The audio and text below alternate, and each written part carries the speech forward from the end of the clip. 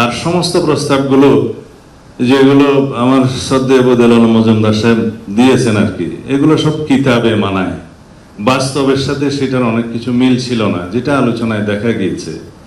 বাংলাদেশের রাজনৈতিক সংস্কৃতিতে এবং রাজনৈতিক ইতিহাসে যেগুলো সম্ভব, আমাদের কালচারাল স্টেটাসে যেগুলো সম্ভব, আমাদের মানবাধিকার পরিস্থিতি যেগুলো সম্ভব, ইভেন জুডিশিয়ারি জাজমেন্টও সেগুলো বিবেচনায় জুডিশিয়ারি জাজমেন্ট দেয়। কারণ এটা ব্রিটিশ নয়, এটা আমেরিকা নয়, এটা বাংলাদেশ। এখানে আমাদের ধর্মীয় কালচারকে বিবেচনায় নিতে হয়, আমাদের সামাজিক কালচারকে বিবেচনায় নিতে হয়, আমাদের দীর্ঘদিনের চর্চিত রাজনৈতিক কালচারকে বিবেচনায় নিতে হয়। সেই জন্য আমরা গ্রাজুয়ালি একটা পর্যায়ে এমন অবস্থায় এসেছি যে আমরা সবাই এখানে আছি আপনার নেতৃত্বে। কেন আছি? যে এমন একটা অ্যাটমসফিয়ার আপনি ক্রিয়েট করতে পেরেছেন, গণ অভ্যুত্থানের মধ্যে দিয়ে ছাত্র জনতা রক্ত দিয়ে এটা ক্রিয়েট করতে পেরেছে, যে আজকে সকল রাজনৈতিক দল একটা সৌহার্দ্যপূর্ণ পরিবেশে অম্লমধুর আলোচনা করে একটা সিদ্ধান্তে আসতে পারে। কিন্তু মাননীয় উপদেষ্টা, আমাদের কন্টিনিউয়াস সমর্থন আপনার প্রতি ছিল, আছে, কিন্তু এটা কন্ডিশনাল। আমাদের সমর্থন আরো অব্যাহত থাকবে, এটা সীমাহীন নয়। আমরা চাই আপনার নেতৃত্বে একটা ঐতিহাসিক নির্বাচন, এটাই হচ্ছে কন্ডিশন।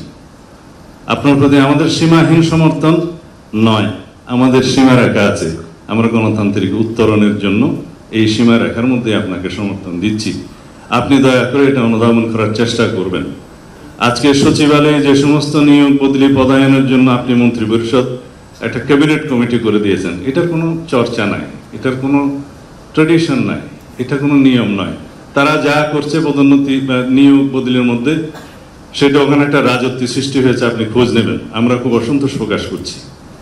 তাছাড়া অন্যান্য বিষয়ে যাতে বাংলাদেশের সকল অর্গানে ব্যালেন্স থাকে, সেটা আপনাকে চেষ্টা করতে হবে মাননীয় প্রধান উপদেষ্টা। আমরা চাই না প্রতিরক্ষা বাহিনীগুলোর মধ্যে কোন রকমের ভারসাম্যহীনতা নষ্ট হোক, আমরা সেটা এফোর্ড করতে পারবো না এই মুহূর্তে। আমরা চাই আপনার সাথে প্রতিরক্ষা বাহিনীর সুসম্পর্ক বজায় থাকুক, রাষ্ট্রে একটা ব্যালেন্সড অবস্থা থাকতে হবে। আমরা নির্বাচনকে সামনে রেখে কোন রকমের ঝুঁকির মধ্যে আমরা যেতে চাই না, যেতে পারবো না, সেটা আমরা এফোর্ড করতে পারবো না। পতিত স্বৈরাচার এবং তাদের দোসর একটি দেশ এই সুযোগ নেওয়ার জন্য বসে থাকবে। সুতরাং আমাদেরকে একদম অতি বিপ্লবী হলেও চলবে না, আমাদেরকে বাস্তবতার নিরিখে আমাদের পদক্ষেপটা দিতে হবে।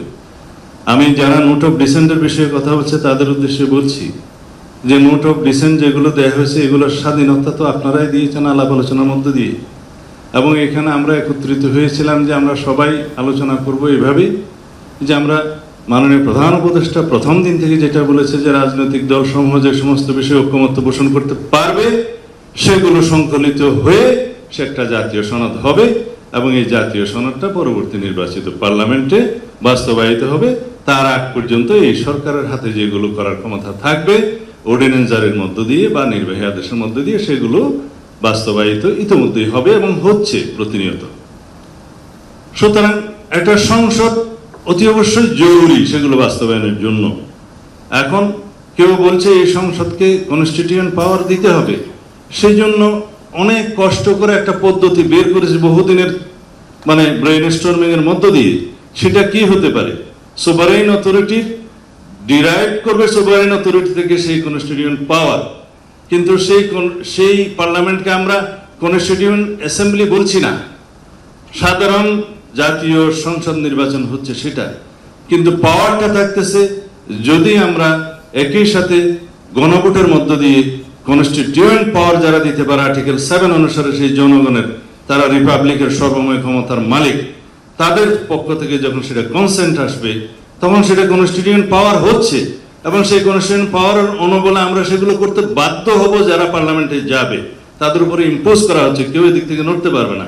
হ্যাঁ, সেই পার্লামেন্ট তার বাইরেও অনেক অ্যামেন্ডমেন্ট নিতে পারবে রাজনৈতিক অঙ্গীকার অনুসারে, জনমতের ভিত্তিতে, আলাপ আলোচনার মধ্যে দিয়ে, বাট এগুলো তাদেরকে অবশ্যই নিতে হবে। সেটা ওখানে হচ্ছে, এই প্রক্রিয়ায় আমরা গেলাম। এখন একটা জাতীয় সংসদ নির্বাচনের 4 মাস বাকি, তার মধ্যে 2 মাস আগে তফসিল ঘোষণা করতে হবে, তার আগে থাকে 1.5-2 মাস। সেই সময়ের মধ্যে আরেকটা বিশাল আয়োজন জাতীয় সংসদের মধ্যে আয়োজন করা মাননীয় উপদেষ্টা বাংলাদেশের প্রেক্ষিতে, সেটা কতটুকু বাস্তবায়ন এবং ফলাফলে কি? সারা সমগ্র দেশের জনগণ সংস্কারের জন্য বসে আছে, সংস্কারের পক্ষে, সমস্ত রাজনৈতিক দল সংস্কারের পক্ষে, জাতি পক্ষে। এখানে নেগেটিভ ভোট কয়টা পড়বে হাতে গোনা যাবে।